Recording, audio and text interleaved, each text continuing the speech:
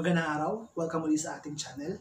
At para sa araw na to, ang lesson natin ay solving quadratic equation by factoring. So meron tayong iba't ibang ways kung paano i-solve ang isang quadratic equation at isa na doon ay ang paggamit ng factoring method. Okay? Pero bago tayo mag-proceed sa ating main lesson, talakayin muna natin yung concept na tinatawag nating zero product principle. Pag sinabi natin zero product principle, ito yung product ng two real numbers, A and B, na naka-equate sa 0. So, for example, ang representation niya ay AB equals 0. So, yung product niya, yung factors niya, hihiwalay lang natin. So, A and B are the factors of AB at ang bawat factors niya ay naka-equate to 0. So, para mas maintindihan yung principle na to, let's have two examples. Okay? Mapapansin niyo, first example is x plus 5 and x minus 3 equals 0. Or, product of two binomials. Diba? Pag zero product principle, product of two real numbers. So, yung dalawang numbers na to, dalawang representation natin, ang gagawin lang natin, ihiwalay natin sila, then parehong equate sa 0. So, x plus 5 equals 0. And then, x minus 3 equals 0. So, ito, inequate natin sa 0. Ito, inequate din natin sa 0. Then, let's solve both equations. So, para makuha yung value ng x natin, we will add negative 5 both sides. Or tinatawag nating transposition method. Ita-transpose natin yung positive 5 sa kabila at magiging negative 5 na siya. So, magiging x equals negative 5. So, the first value of x is negative 5. And then this one, ilipat lang natin sa negative 3 sa kabila. So, x equals positive 3. So, the values of our x here are negative 5 and positive 3. So, sa zero product principle, ang gagawin lang natin, yung product na yon o yung bawat factors natin, equate lang natin sa 0. Then solve the equation. Wow, this is another one. X times x plus 6 equals 0. So, ito at ito, imumultiply natin silang dalawa, di ba? So, pag ginamitan natin ng zero product principle, yung bawat factors na yon, equate lang natin sa 0. So, x equals 0. Then, x plus 6 equals 0. Diba? Dahil ito, may value na, which is 0, ang ating unang x. Ito na isa-solve natin. X plus 6 equals 0. So, by addition property of equality, add both sides by negative 6. So, magiging x equals negative 6. So, add negative 6, 0. Add negative 6, negative 6. Or, para mas mabilis, yung positive 6, ilipat lang natin sa kabila, magiging negative 6. So, the values are negative 6 and 0. So, ito ang tinatawag nating zero product principle. Nakuha ba? Kung nakuha, kasi yung principle na ito gagamitin natin sa pag-solve ng quadratic equation using factoring. So, let's proceed. Okay, let's have examples kung paano ba mag-solve ng isang quadratic equation gamit ang factoring. By the way, bago tayo mag-solve ng isang quadratic equation, ang una natin gagawin dapat, ang ating equation ay dapat naka-standard form. At pag naka-standard form na siya, saka lang tayo mag-factor. And by the way, sa lesson na to, ang pinaka-prerequisite lesson ay dapat marunong tayo mag-factors. O may mag-factor. Okay? So kung hindi, pwede nyo balikan yung lesson ng factoring sa grade 8 playlist. Meron yung 6 na klase ng factoring. Kasi total, meron tayong 6 na klase ng pag-factor. Factoring common monomial factor, removing common monomial factor, factoring difference of two squares, factoring quadratic trinomial, general quadratic trinomial, and then perfect square trinomial. So, mayroong iba't ibang klase ng pag-factor.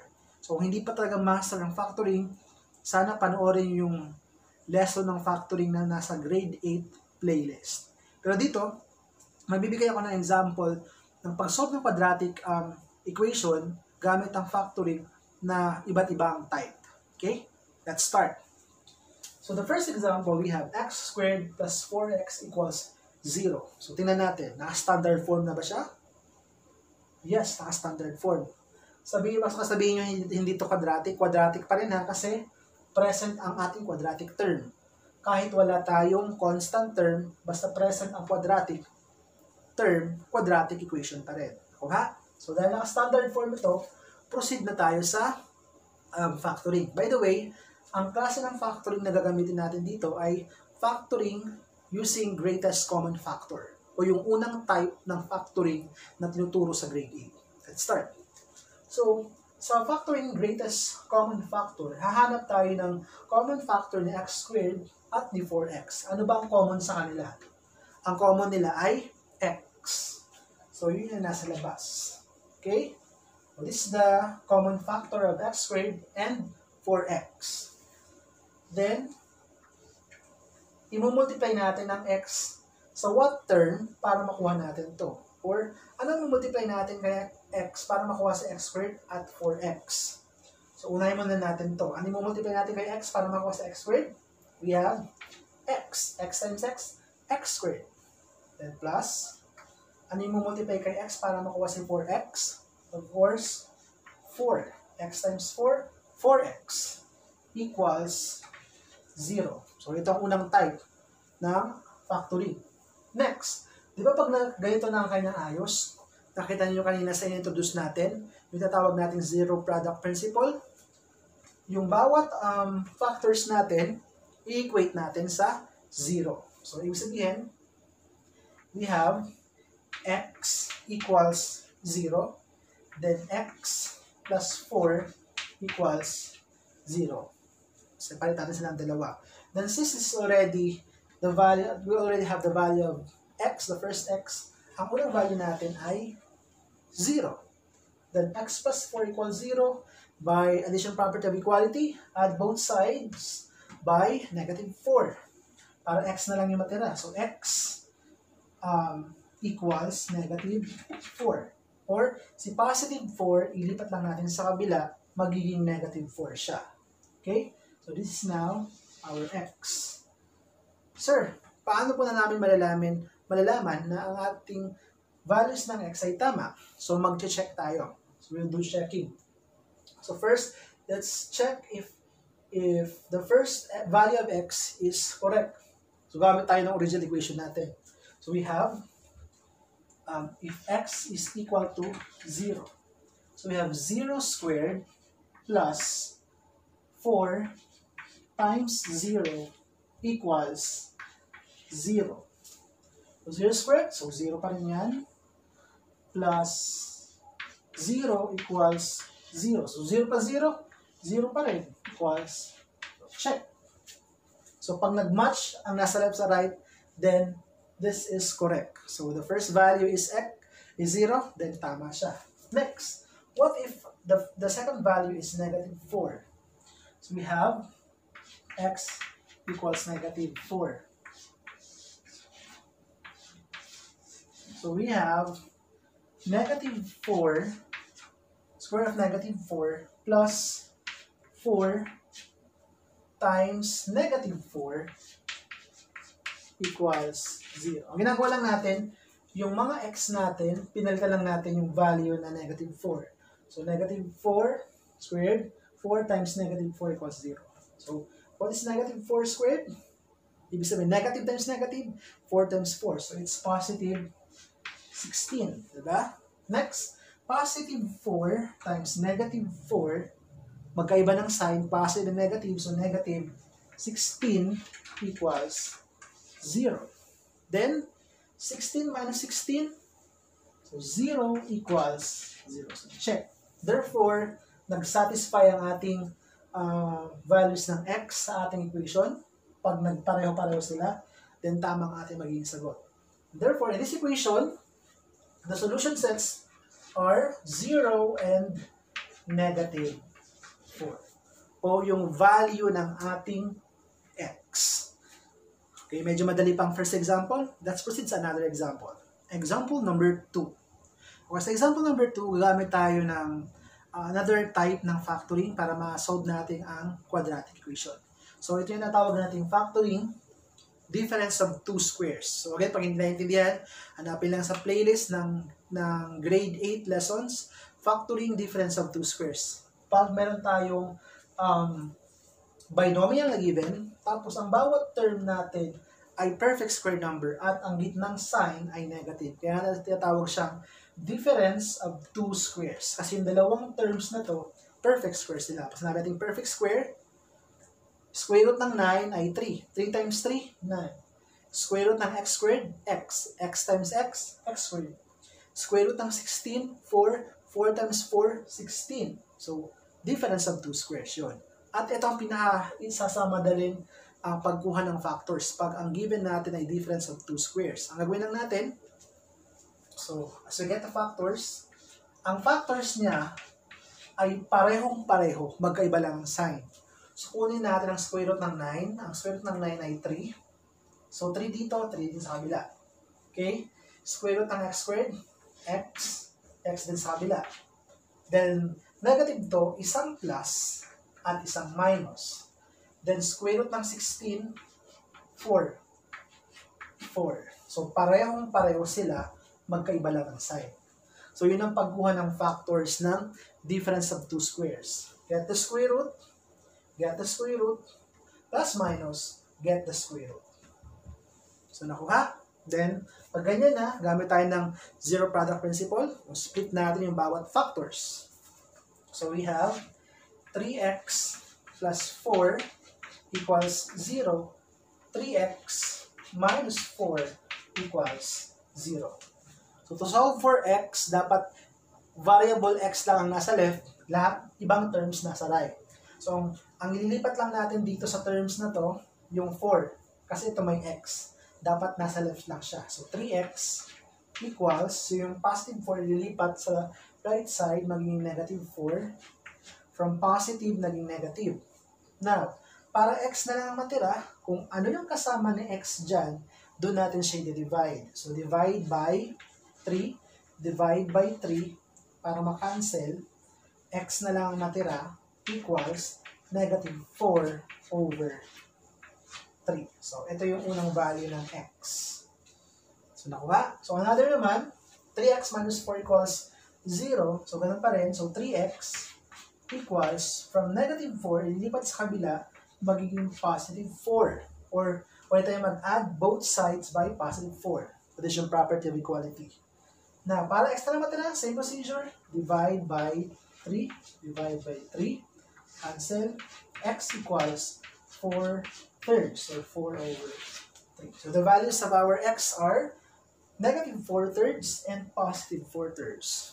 Now, para malaman natin kung tamang sagot natin, i-check natin ang answer natin gamit ang original equation. So, let's start with negative 4 over 3. So, if x is equal to negative 4 over 3, gamit natin ang original equation.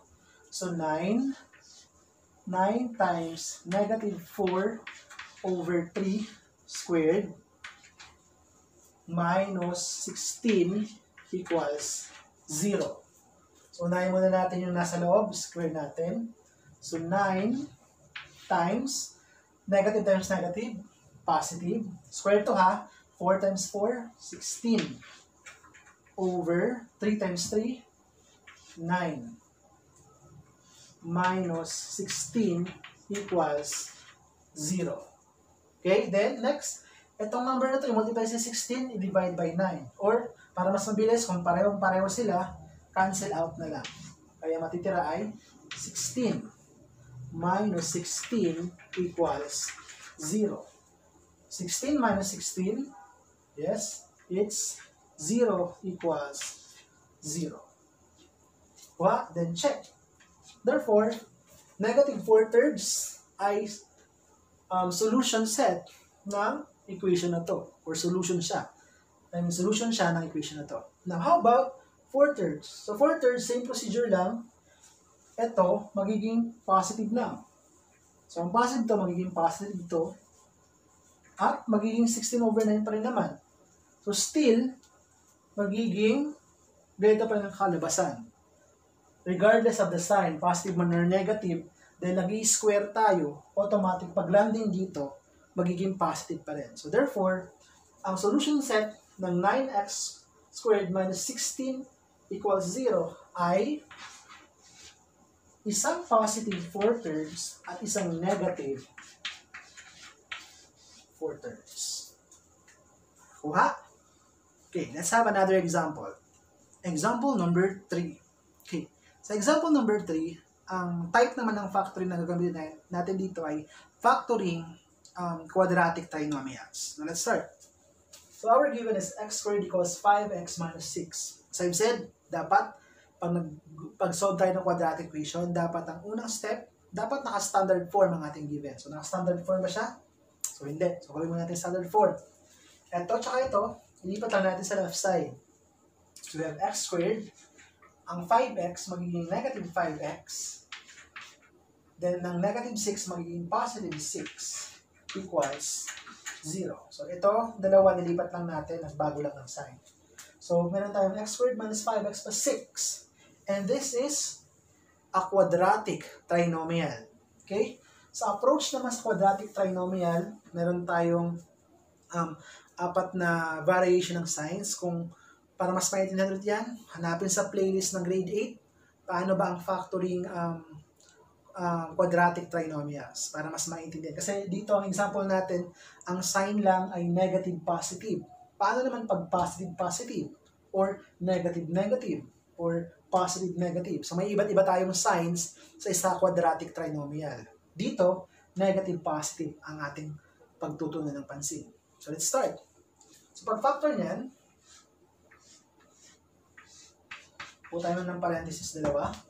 So of course, dahil x squared lang to, ang factors ng x squared ay x and x. Na pag negative positive, ang factors natin ay parehong negative. So sige, recall ko na dito. Pag parehong positive to, parehong positive. Pag negative tas positive, parehong negative. Okay? Tapos pag positive naman to, negative to, magkaiba. Positive to, negative to. At kung negative to, tas negative to, pareho ding, magkaiba din. Positive and negative. Sige, para mas maintindihan, pakihanap na lang sa playlist ng grade 8. So, ito muna. Dahil negative positive to, pareho silang negative. At dahil parehong negative, addition ang concept. So, ano ba ang factors ni 6 na pag inad, lalabas si 5? Factors ni 6. Sabi natin factors, yung dalawang number na yung multiply, lalabas si 6. So, 3 times 2. 3 times 2, 6. 3 plus 2, 5. So, 3 and 2.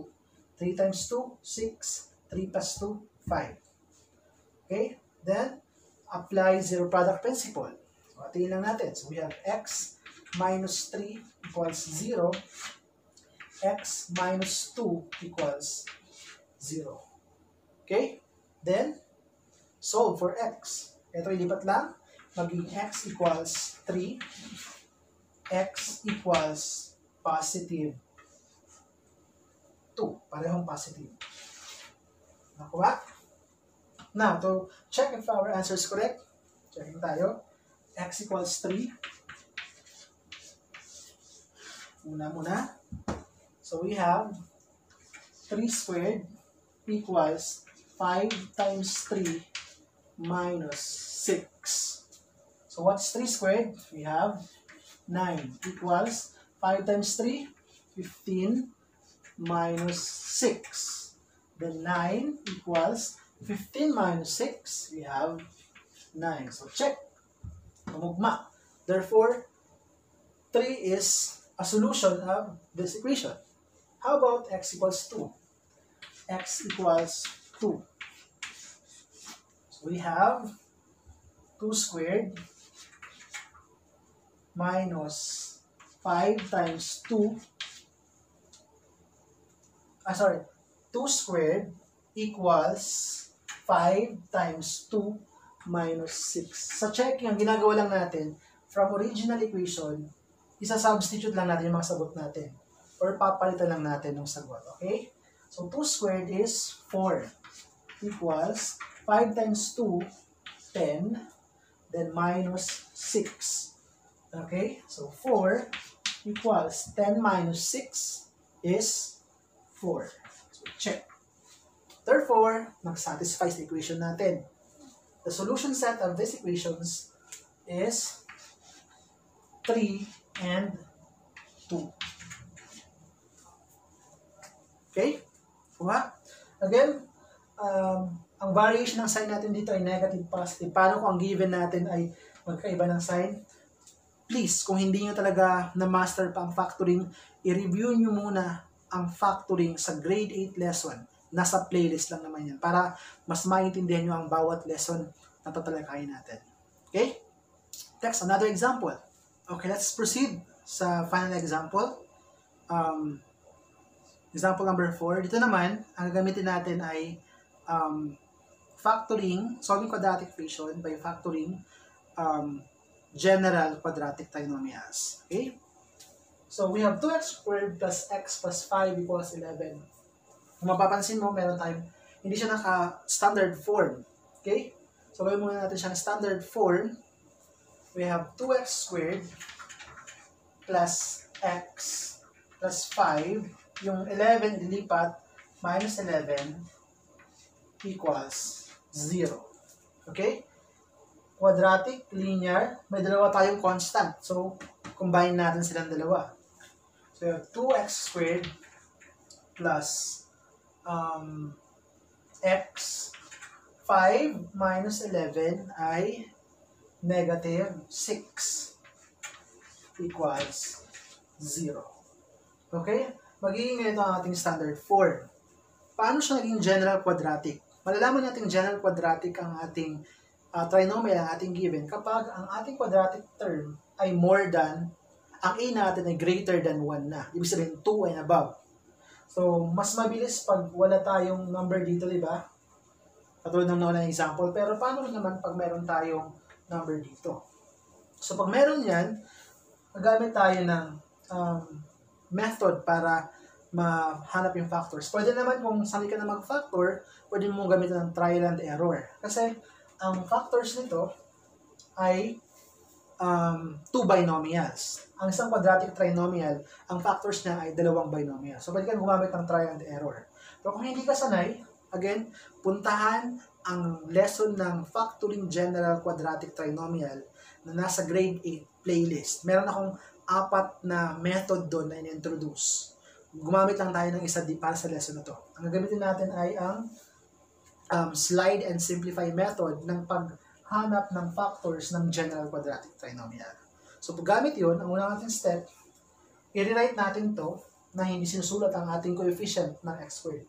So, magiging x squared plus x. Then, yung last term natin, imumultiply natin to, yung coefficient ng x squared kay constant. So, 2 times negative 6 ay negative 12. Okay? Then equals 0. The next step, you factor natin to. So, we have,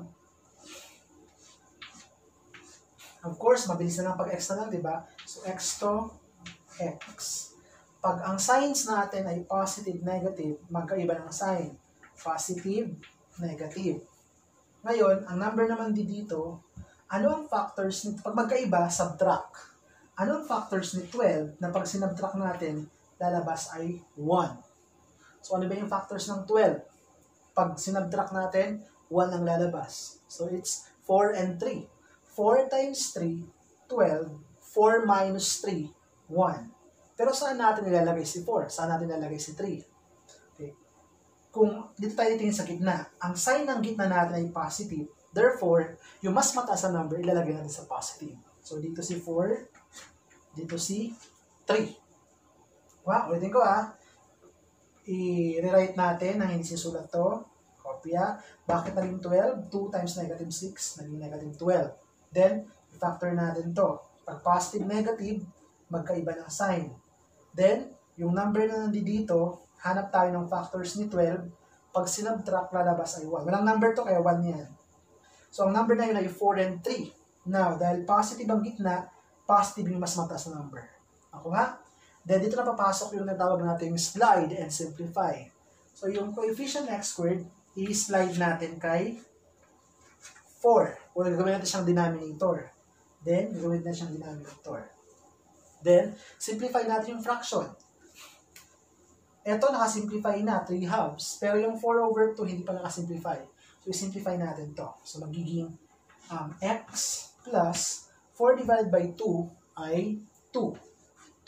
Now, paano naman kunin ang final answer nito? Pag meron tayong fraction, ang denominator niya, ilalagay lang natin sa harapan. Okay? So, magiging 2x minus 3. Okay? So, medyo mahirap ang general quadratic. Again, para mas maintindihan, balikan muna kung hindi pa master to. Balikan sa grade 8 lesson na sa playlist. Okay? Next, equals 0 equals 0. Apply tayo na tinatawag nating zero product principle. So, isasahin natin. So, magiging x plus 2 equals 0. Then, 2x minus 3 equals 0. Okay, let's solve. So, this is x equals, ilipat lang natin si 2, magiging negative 2. So, yun. Then this one, 2x minus, ilipat natin si negative 3, magiging positive 3. Okay, next, hindi pa tapos dahil may number pa kasama si x para matanggal siya or para ma-eliminate, ma-cancel out, divide natin kung ano yung number na yon. Kung ano number na to, doon natin siya i-divide. At kabila din. So, cancel out. X equals 3/2. So, the values of our x are negative 2 and 3/2. Ngayon, para malaman natin kung talagang solution sila ng equation na to, ang gagawin natin, i-check natin. So, alam niyo naman yung concept ng checking, di ba? Pero pag chinek nyo yan, automatic magiging answer naman siya niyan. Hindi ko na ipapakita yun kasi alam niyo naman yung concept ng checking. Okay? Naintindihan ba? Now, again, medyo mahirap to kapag hindi pa natin master ang concept ng factoring. Para mas madali sa inyo ang solving quadratic equation by factoring, balikan nyo muna yung concept ng factoring na nasa grade 8 lesson. Nasa grade 8 lesson, nasa playlist niya. Nasa channel din natin yun. Okay? Ang title nun ay factoring by common monomial factor, factoring difference of two squares, factoring quadratic trinomials, and factoring general quadratic trinomials. Meron tayong iba't ibang way ng pagpa-factors. Okay? At isang skill na dapat natin matutunan ay kung paano ba mag-factor. Kasi hanggang sa grade 10, gagamitin natin siya, college hanggang senior high. Okay? Sana may naintindihan. At kung talagang naintindihan, mag-comment kayo kung aling bahagi ng lesson natin ang pinaka-naiintindihan. Okay? I-like ang ating video. Maraming salamat.